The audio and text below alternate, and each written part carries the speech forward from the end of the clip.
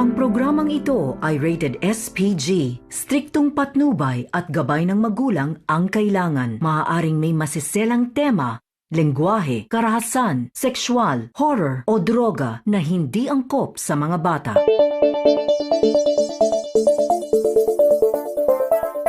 Magandang araw, Pilipinas! Ito na naman tayo para sa isang maksyong edisyon ng The Taro and Action.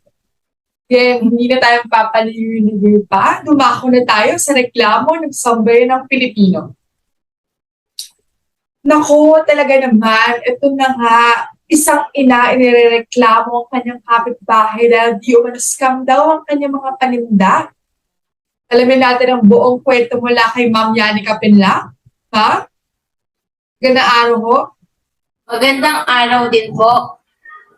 And ma'am, ilan taon na po kayo at taga saan? So, akong single mom. 30 na po mula sa Pampanga. Naku, dumayo po talaga kayo, ano? Ano po itong modus na narereklamo ninyo? Si Annie Kay po kasi, kapitbahay ko. Nagbebenta ng mga kitchen supplies sa akin. Binentahan po niya ako ng mga non-stick na pan. Syempre, dahil may tiwala naman ako sa kanya, bumili naman ako. Ang sabi niya po kasi, non-stick daw yung kawali. Nung ginamit ko na, naku, scam po talaga. Ang mahal-mahal pa ng benta niya. Naku, mahirap yan ganyan, Anike, ah. Bakit ka naman nang i-scam? Sige, para marinig natin ang side ni Anike. Nandito siya sa kabilang linya, Anike. Narinig mo ba kami? Hello po, ma'am. Yes po, narinig ko na po kayo. Ayun, naku, ini-scam mo na to si Yanika. Totoo ba yun? Ay, naku, ma'am. Wala pong katotohanan niyang mga sinasabi niya. Hindi ko nga po lubos isipin na abot kami dito sa The Taro in Action. Diyos ko po.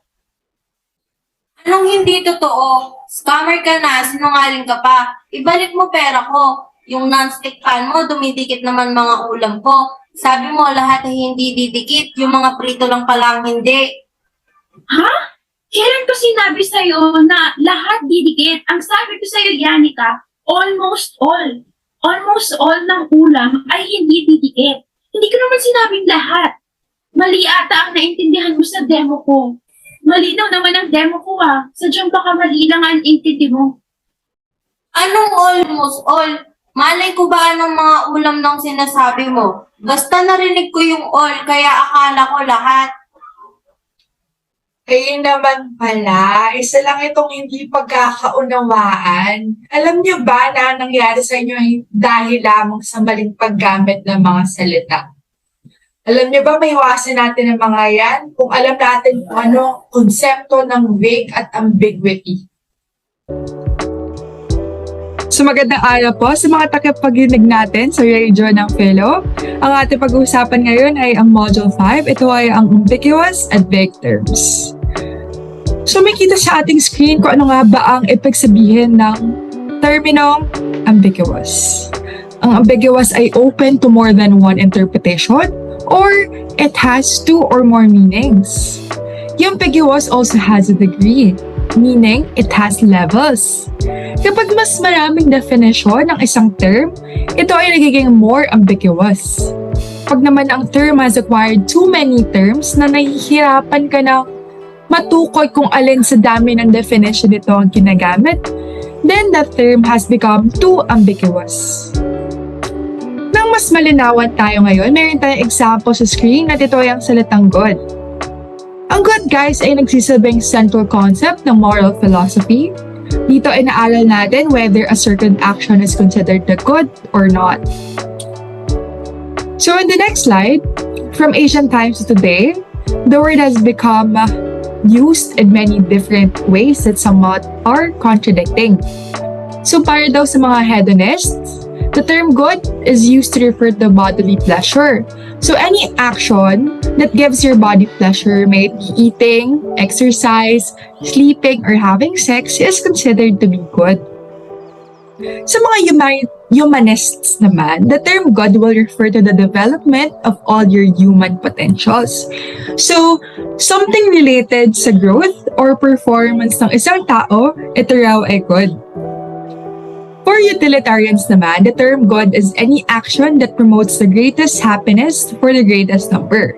So for them, the good is for the benefit of the majority. If ikaw naman ay logical positivist, the term good expresses your approval of an act. For example, kasama ako sa isang grupo, tapos may isang nag-share ng kanyang ideya. For example, natuwa ako dun sa idea niya. And then, sasabihin ko, wow, that's good. So, that is a sign of my approval. If ikaw naman ay can't yan, an action is good if it's done accordance with your duty. So, a thing that is good if you do it, and then, if you do it because it is your responsibility. So, sa pang-araw-araw na ginagamit natin ng salitang good, almost anything can be described as good. Therefore, that term has become too ambiguous. So, dumako naman tayo sa next part, which is vague. Kapag naman ang term ay vague, meaning something went wrong sa intention of the concept, or the boundaries of a word's meaning are not well defined, hence the words so loose and unclear. Ayan, so magbigay tayo ng example. These words, namely few, many, most, are vague. Bakit? Kasi hindi specified. Gaano ba kakonti? Gaano ba karami? Most? Ilan? Ilan ba? 80%? 20%? Another vague statement is this. Everyone is beautiful. Lahat daw ng tao ay maganda. So guys, I have nothing against this statement, pero kung pakaiisipin natin, if everyone is beautiful, then what makes them beautiful? Diba? Like, what is our common denominator? So, para maiwasan ang vagueness, all we need to do is to clarify. Why? So that it will be easy to identify the intention of the concept. Next is what we call linguistic confusion. So when a person will often use a word in one way, pero yung kausap niya will take it in another way. Andiyan na yan, may confusion na, may miscommunication. Also, if neither of them knows what the change in usage, I mean, if hindi sila aware na napapalit-palit na pala ang paggamit ng isang salita, yun ay tinatawag na linguistic confusion. So, ang best remedy dito ay ang tinatawag nating cardinal rule. Ang sabi dito, never take part in any verbal dispute unless the disputants are using the same word in the same way. So, sinasabi lang dito na guys, na huwag tayo makikipag-away in a verbal way if hindi naman tayo pareho ng gusto nating iparating sa kausap mo at sa iniisip mo dahil wala naman tong kahihinatnan. Next, we have the fallacy of equivocation. Ito naman yung paggamit ng isang term na may isang meaning, and then gagamitin naman yung term na yun with another meaning in the same sentence. So, meron tayong example sa book na sinabi ni John Paul Sartre, consciousness is a being such that in its being is in question insofar as this being implies a being other than itself.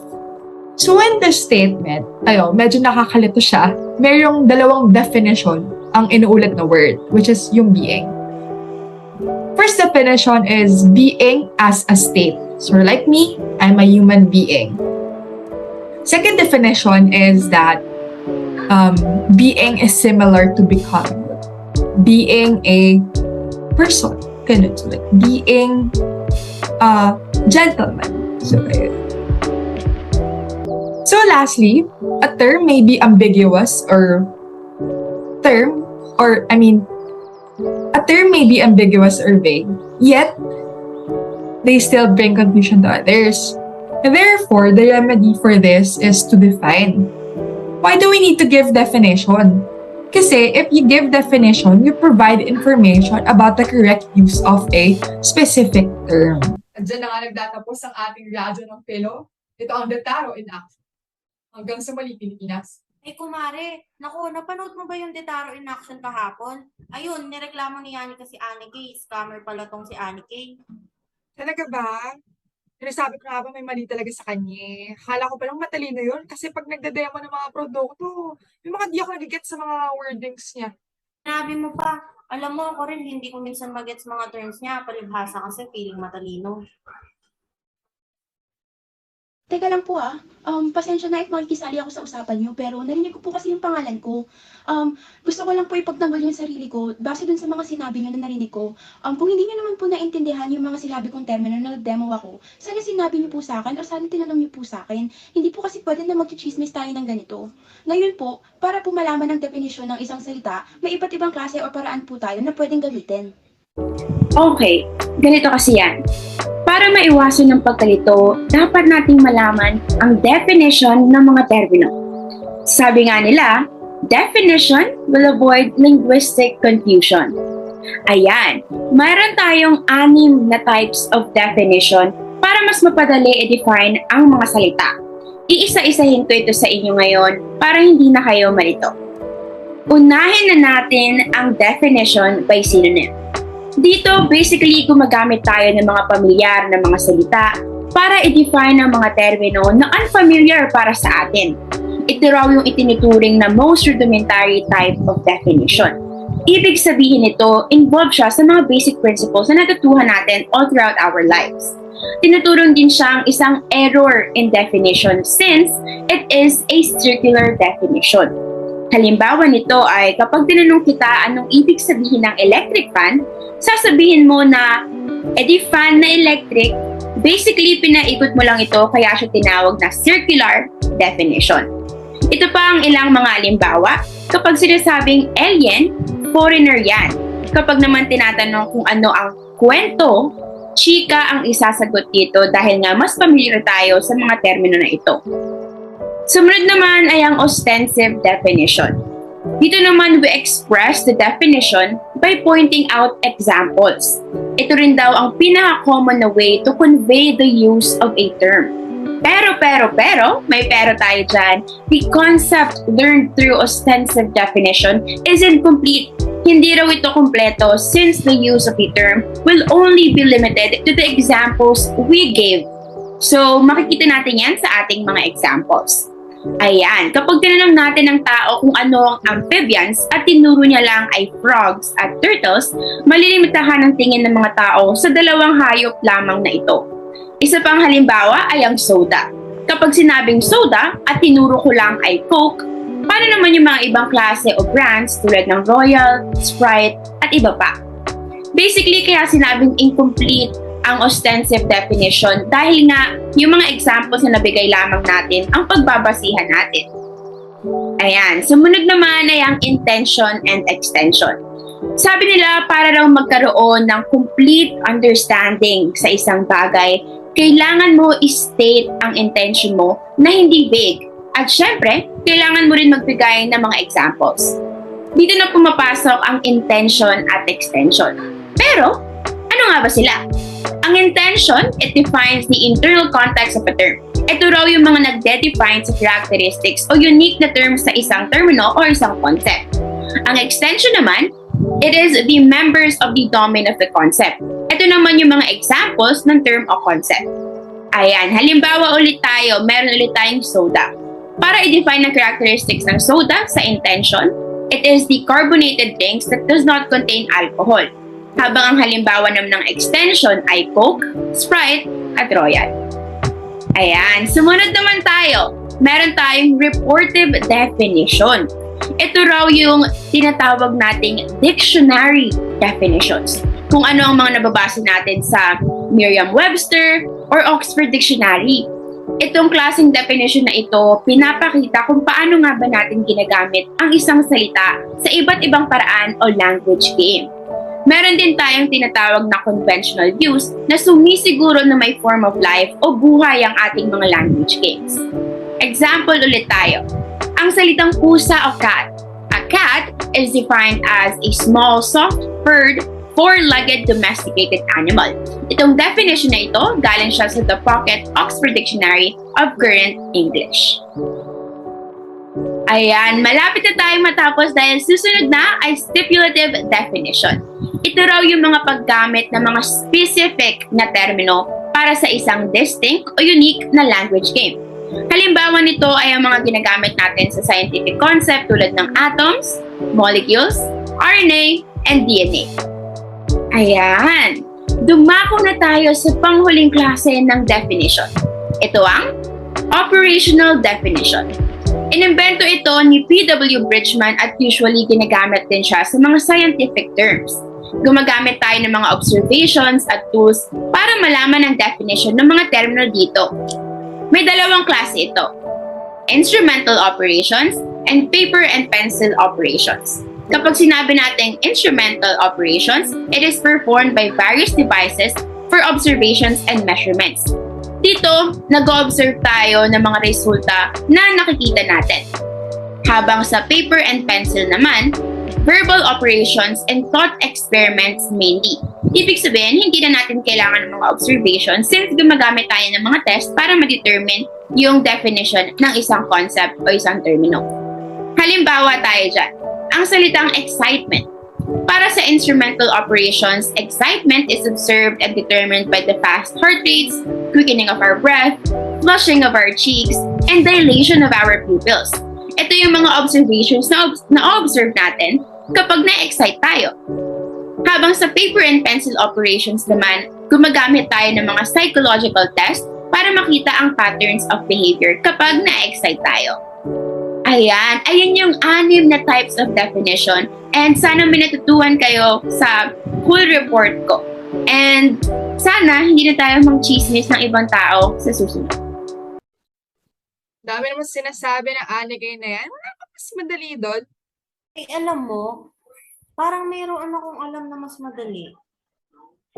Module 7, Analytic Definition. Mr. Acuña said the practical way of defining a concept is through his own modified version of logical definition, which is analytic definition. What is analytic definition? Analytic definition focuses on the statement of the intention without vagueness and the offering of typical example of the extension. Unlike the traditional version which uses only definiendum and definiens, Acuña's analytic definition uses 3 categories, namely definiendum, definiens, and denotata. Let us qualify this term. Definiendum is the defining term. In Tagalog, ang definiendum ay ang simbolo o isang paksa ng kahulugan. For example, we are defining the term mammal.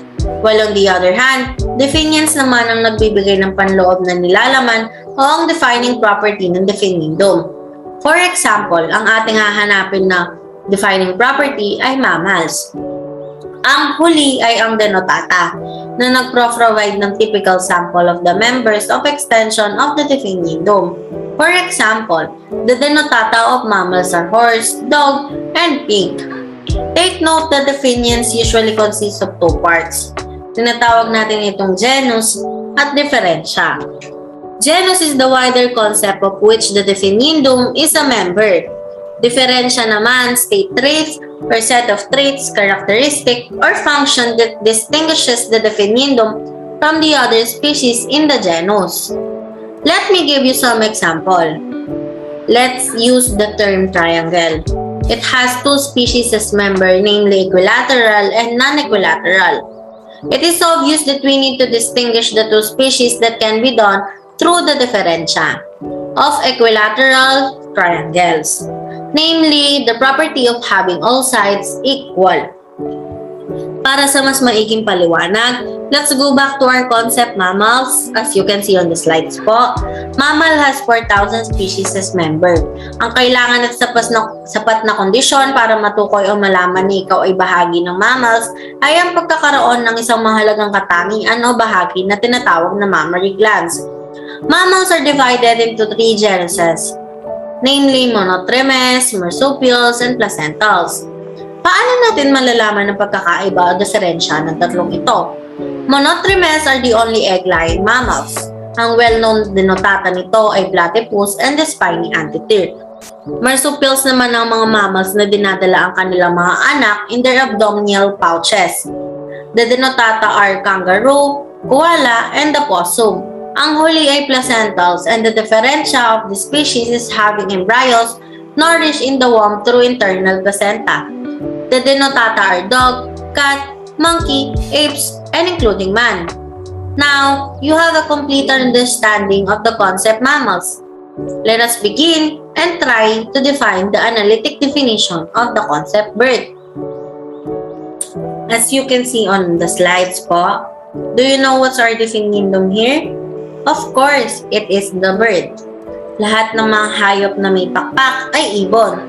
Isa ito sa mga mahalagang katangian ng lahat ng ibon. Tatawagin itong katangiang kailangan at sapat na kondisyon ng mga logicians upang mapabilang ka sa konseptong extension nito. Kung may pakpak ito, it is automatically a member. Without this, it can't be part of the concept bird. Here are some examples of analytic definition. Epistemology is a subdiscipline of the philosophy with the source, nature, and validity of knowledge. Empiricism and rationalism are the two types of epistemologies. Let's create analytic definition using this. Ang definindum natin ay epistemologies. The definitions will include the genus, which is subdiscipline of philosophy. The differential naman will be source, nature, and validity of knowledge. The denotata are rationalism and empiricism. Siguro natatanong nyo na din kung pwede ba gamitin ng analytic definition gamit ang ordinaryong konsepto. Ang sagot ay oo. Isang example na lang ay ang term na chair. Let's use the term chair po. As you can see on the slide, chair will be our definindum. Our definitions include genus, furniture, and our differential would be it is used for sitting. Denotata are rocking chair, stool, and dining chair. Now, let's move on to the common errors in definition. The differential that flies, as you can see po sa PowerPoint, will include bats, which are not birds but mammals. We can also include here the animals like butterfly and moths. Ang definition sa makatuwid ay masyadong malawak. Dumako naman tayo sa pangalawa, ang diferensya ng nangingitlog or laying eggs. Kasama rito ang mga platypus, turtles, or crocodile. Again, the definition is too broad. In contrast, the differential that sing or talks is too narrow and will include animals na hindi kumakanta o nagsasalita but genuinely part of the member extension because they have feathers. These are the kinds of typical errors that we predisposed to make in composing analytic definition.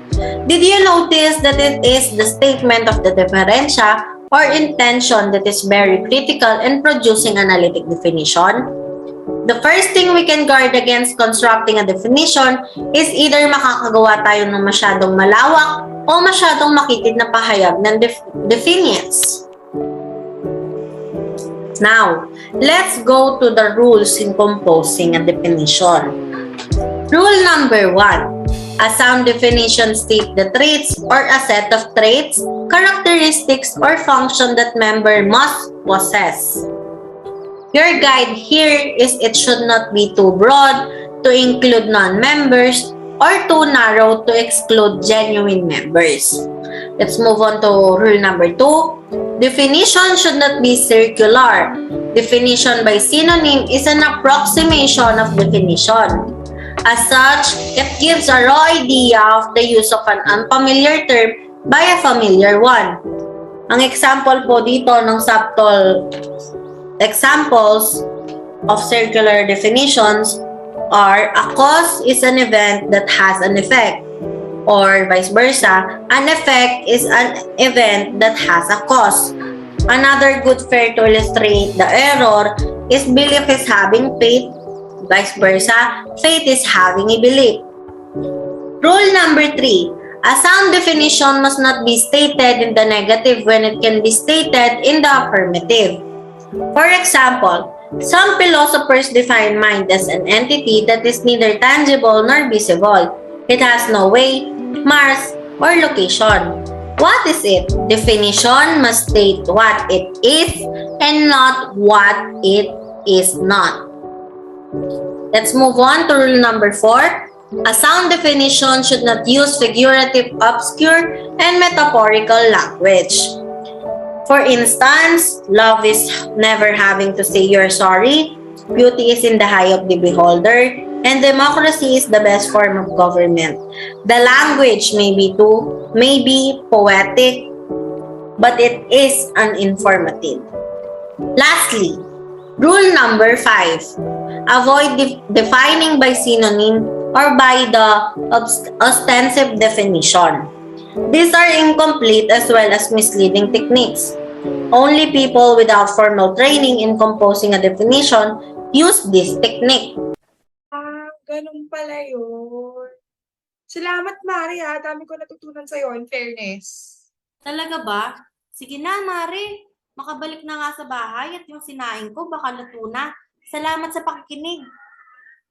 Salamat, Mari, ha. Bukas na lang ulit. Naku, ano kayang latest?